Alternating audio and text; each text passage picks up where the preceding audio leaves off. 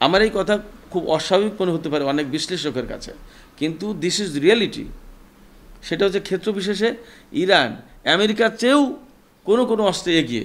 যেমন হাইপারসনিক ক্ষেপণাস্ত্র ইরানের হাতে আছে, আমেরিকার হাতে নেই, ইসরায়েলের হাতে নেই, এবং এইটা ঠেকানোর মতো কোনো প্রযুক্তিও আমেরিকা ইসরায়েলের হাতে নেই, এটা পরীক্ষিত। এই হরমুজ প্রণালী ইরানের কন্ট্রোলে এবং বাব আল মানদেব প্রণালী ইয়েমেনের হুতিদের কন্ট্রোলে, এবং হুতিরা আপনি জানেন যে controlled by Iran. So ultimately দুটো প্রণালী ইরানের কন্ট্রোলে, সেক্ষেত্রে দুটো প্রণালীই বন্ধ হয়ে যেতে পারে, এবং ইরানকে বন্ধ করে দেওয়ার প্রয়োজন হবে না। ভয়ঙ্কর যুদ্ধ শুরু হয়, যুদ্ধের ভয়াবহতা এত বেশি ছড়িয়ে পড়বে, সেখানে বেসামরিক জাহাজ চলাচল করবে কীভাবে? অতএব ইরানের পক্ষ থেকে এ সমস্ত পথ বন্ধ করে দেওয়ার প্রয়োজন হবে না, আলটিমেটলি বন্ধ হয়ে যাবে, অটোমেটিক্যালি বন্ধ হবে, এবং বন্ধ হলে তার যে প্রভাব সারা বিশ্বের অর্থনীতিতে পড়বে। মধ্যপ্রাচ্যে থাকা মার্কিন ঘাঁটিগুলো থেকে কি ইরানের উপরে আক্রমণ হতে পারে? মধ্যপ্রাচ্যের ঘাঁটিগুলো থেকে ইরানের উপরে যদি হামলা হয়, তাহলে আপনি নিশ্চিত থাকুন প্রত্যেকটা ঘাঁটি ইরানের ক্ষেপণাস্ত্রের আঘাতে একদম চূর্ণ বিচূর্ণ হবে। প্রত্যেকটা ঘাঁটি কোনোভাবেই আমেরিকা ঠেকাতে পারবে না, নিরাপত্তা দিতে পারবে না। কেন বলছি এই কথা? একটু ব্যাকগ্রাউন্ড শোনেন, তাহলে বুঝতে পারবেন। আপনি সৌদি আরবের আরামকো তেল স্থাপনার উপর হামলা চালিয়েছিল হুতিরা ড্রোন দিয়ে। ইয়েমেনের রাজধানী সানা থেকে সেই ড্রোন চালানো হয়েছিল। আরামকোই গিয়ে হামলা চালিয়ে নিরাপদে সে ড্রোন ফেরত এসেছিল। 2200 কিলোমিটার যাওয়া আসায় মোট তার সফর তাকে যে পথ পাড়ি দিতে হয়েছে যাওয়া এবং ফিরে আসায়, তাতে টোটাল 2200 কিলোমিটার হয় সানা থেকে আরামকো তেল স্থাপনায় হামলা চালিয়ে ফিরে আসেন। সেই হামলা কিন্তু সফলভাবে করতে পেরেছিল। সফলভাবে বলছি, হামলা চালাতে চেয়েছিল, যা করতে সেটা করতে পেরেছিল, এই অর্থে সফল। ওই হামলাটা আমি কাঙ্ক্ষিত, আমি সেটা বলছি না। তো আরামকো তেল স্থাপনা হচ্ছে আমেরিকা সৌদি আরবের প্রাণ ভোমরা, হৃৎপিণ্ড, সারা বিশ্বের তেলের প্রধান কেন্দ্র। সেই আরামকো তেল স্থাপনা আপনি কি মনে করেন যে অরক্ষিত ছিল ইয়েমেনের সাথে যখন যুদ্ধ চলছে?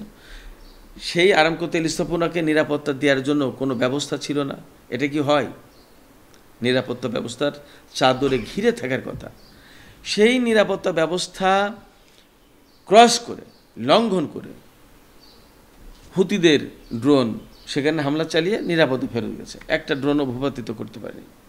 এখন পরবর্তীতে হুতিদের হাতে আরামকোর এই রকমের বিধ্বস্ত হয়ে যাওয়া, এটা প্রেস্টিজিয়াস ছিল আমেরিকা এবং সৌদি আরবের জন্য। তখন তারা বলেছে যে এই হামলা হুতিরা করেনি, এই হামলা ইরান ক্রুজ ক্ষেপণাস্ত্র মেরে করেছে। এখন প্রশ্ন হচ্ছে, এই হামলা যদি ইরান করে থাকে ক্রুজ ক্ষেপণাস্ত্র দিয়ে, তাহলে ইরানের ক্রুজ ক্ষেপণাস্ত্র তারা ঠেকাতে পারেনি। আর যদি হুতিরা করে থাকে, তাহলে হুতিদের ড্রোন তারা ঠেকাতে পারেনি। অর্থাৎ যেই করুক না কেন, ড্রোন অথবা ক্রুজ ক্ষেপণাস্ত্র কোনোটাই ঠেকাতে পারেনি। এটা তো কনক্লুশনে আসে। তার মানে দাঁড়াচ্ছে কি? তার মানে দাঁড়াচ্ছে যে আপনার ইরানের প্রযুক্তি, আমরা সবাই জানি যে হুতিদের প্রযুক্তি ইরানেরই প্রযুক্তি, মোটামুটিভাবে এটা প্রতিষ্ঠিত। যদি তাই হয়, তাহলে ইরানের প্রযুক্তির বিরুদ্ধে কিন্তু আপনার আমেরিকা বা সৌদি আরবের কিছু করার ছিল না, করতে পারেনি। আইন আল আসাদ ঘাঁটিতে যখন ইরান ক্ষেপণাস্ত্র হামলা চালিয়েছে, একটা ক্ষেপণাস্ত্র ভূপাতিত করার দাবি আমেরিকা করেনি। শুধু তাই না, গ্লোবাল হক ড্রোন যেটা পারস্য উপসাগরের আকাশ থেকে ভূপাতিত করেছিল, সেটা গ্লোবাল হক ড্রোন ছিল আমেরিকার দাবি অনুযায়ী। সেটা ছিল স্টেলথ একটা ড্রোন, অর্থাৎ এটা আমেরিকা একদম প্রকাশ্যে দাবি করেছিল যে আমরা এমন একটা ড্রোন বানালাম যেটা পৃথিবীর কেউ কোনোদিন ট্রেস আউট করতে পারবে না, ধরতে পারবে না, কারোর রাডারে ধরা পড়বে না, কেউ শনাক্ত করতে পারবে না, কারোর আকাশসীমায় প্রবেশ করলে শনাক্ত করতে পারবে না।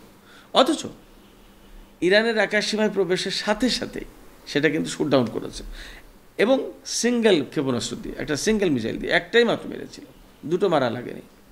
গ্লোবাল হক ড্রোন ভূপাতিত করার পরে আমেরিকার সমস্ত দম্ভ এবং গর্ব চূর্ণ হয়ে গেছে। এরপরেও কিন্তু ইরানের বিরুদ্ধে তারা কোনো হামলাই যায়নি। অনেক বড় ব্যাপার কিন্তু এগুলো। এর মানে দাঁড়াচ্ছে আমেরিকা মধ্যপ্রাচ্যের বিভিন্ন দেশে ঘাঁটি করে রেখেছে। একমাত্র পরমাণু হামলা ছাড়াই ইরানের বিরুদ্ধে আমেরিকার কোনো অস্ত্র খুব একটা কার্যকর আর এখন হবে না। এবং পরমাণু হামলা হলে কি হবে তার পরিণতি সেটা আমরা সবাই জানি। এবং ইরানের হাতে যে পরমাণু অস্ত্র নেই তার নিশ্চয়তাও তো বিশ্বে কেউ দিতে পারছে না। ইরান বলছে আমরা পরমাণু অস্ত্র বানাবো না, কিন্তু তারা যে বিশেষ পরিস্থিতিতে বানিয়ে ফেলবে না, তাদের তো পরমাণু কর্মসূচি আছে, কে জানে, বানিয়ে ফেলবে না। ফলে পরমাণু হামলার দিকে আমেরিকা যাবে না। তাহলে কনভেনশনাল ওয়েপনে আমেরিকা ইরানকে কিছু করতে পারে না, বরং ক্ষেত্র বিশেষে, আমার এই কথা খুব অস্বাভাবিক মনে হতে পারে অনেক বিশ্লেষকের কাছে, কিন্তু দিস ইজ রিয়েলিটি। সেটা হচ্ছে ক্ষেত্র বিশেষে ইরান আমেরিকার চেয়েও কোনো অস্ত্রে এগিয়ে। যেমন হাইপারসনিক ক্ষেপণাস্ত্র ইরানের হাতে আছে, আমেরিকার হাতে নেই, ইসরায়েলের হাতে নেই। এবং এইটা ঠেকানোর মতো কোনো প্রযুক্তিও আমেরিকা ইসরায়েলের হাতে নেই, এটা পরীক্ষিত। এই যুদ্ধে মধ্যপ্রাচ্যে ইরানের পক্ষে কোনো দেশই তো মুখ খুলছে না, চুপ আছে, কারণ কি? এটা খুব পরিষ্কার, মধ্যপ্রাচ্যের কোনো দেশ এইখানে ইরানের পক্ষে সরাসরি কথা বলবে না কয়েকটা কারণে। শুধু একটা কারণে না, কয়েকটা কারণে। কিছু আছে একেবারে নিজেদের স্বার্থ রক্ষার জন্য, তারা আমেরিকা ইসরায়েলের কাছেই তাদের স্বার্থ নিরাপদ মনে করে। সেক্ষেত্রে কিছু দেশ ইরানের পক্ষে কথা বলবে না, বরং ইরানের বিরুদ্ধে কাজ করবে। আবার কিছু দেশ আছে যারা ইরানের সাথেও সম্পর্ক ভালো রাখে, আবার আমেরিকা ইসরায়েলের সাথেও সম্পর্ক রাখে, তারা মোটামুটি চুপ থাকবে।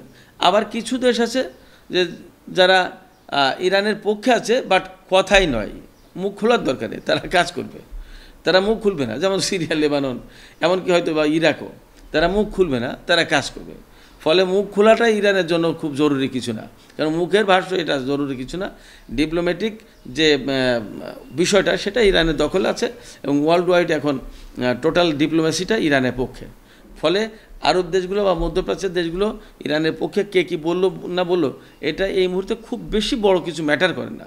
ম্যাটার করবে যদি, আমি বলি, যদি এমনটা না হোক আমি চাই, বাট যদি যুদ্ধ শুরু হয়ে যায়, একদম ওয়াইড রেঞ্জে যুদ্ধ শুরু হয়ে যায়, তাহলে কথা বলা না, কাজেই হবে সেগুলো। ইরান কি হরমুজ প্রণালী বন্ধ করে দিতে পারে? হরমুজ প্রণালী বন্ধ করলে কি ধরনের সংকট তৈরি হতে পারে গোটা বিশ্বে? হ্যাঁ, অবশ্যই ইরান হরমুজ প্রণালী বন্ধ করে দিতে পারে। শুধু হরমুজ প্রণালীর কথা কেন বলছেন, বাব আল মানদেব প্রণালীও বন্ধ হয়ে যাবে।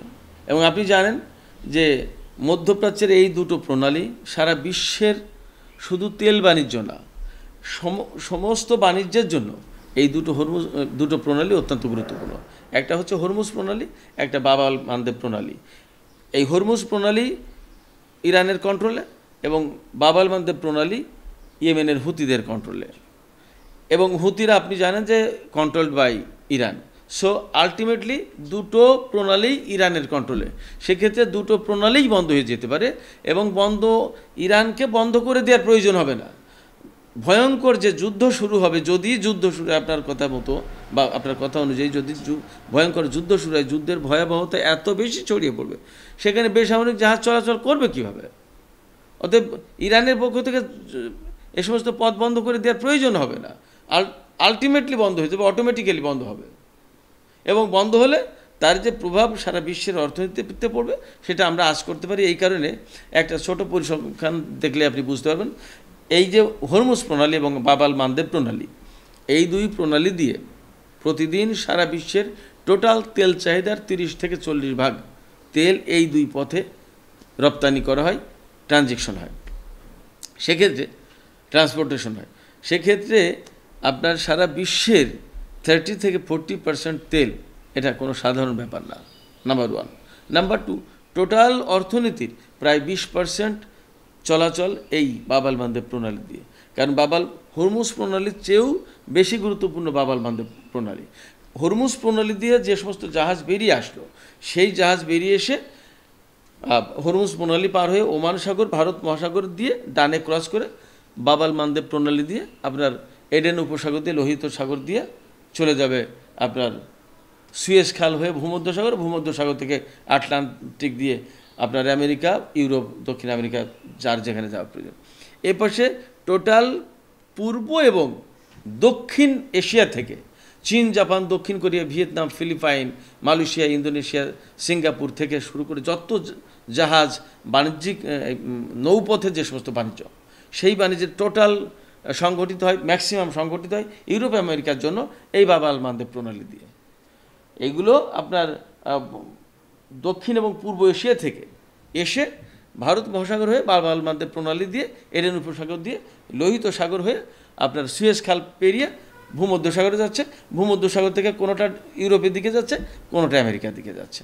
হরমুজ প্রণালীর চেয়ে এডেন উপসাগর আরও বেশি গুরুত্বপূর্ণ। সেক্ষেত্রে দুটো প্রণালী যদি বন্ধ হয়ে যায় তাহলে আপনি বুঝতেই পারেন যে সারা বিশ্বের বাণিজ্য কতটা মারাত্মকভাবে প্রভাবিত হবে এবং সারা বিশ্বের অর্থনীতি কলাপস করবে। এবং এই দুই পথে শুধু এই এশিয়া থেকে যে পণ্য যায় তা তো না, আমেরিকা ইউরোপ থেকে তো পণ্য এশিয়াতে আসেও, তাহলে আসা যাওয়া টোটালি বন্ধ হয়ে যাবে। তার মানে কি? তার মানে হচ্ছে বিশ্বের অর্থনীতির চাকা বন্ধ হয়ে যাবে।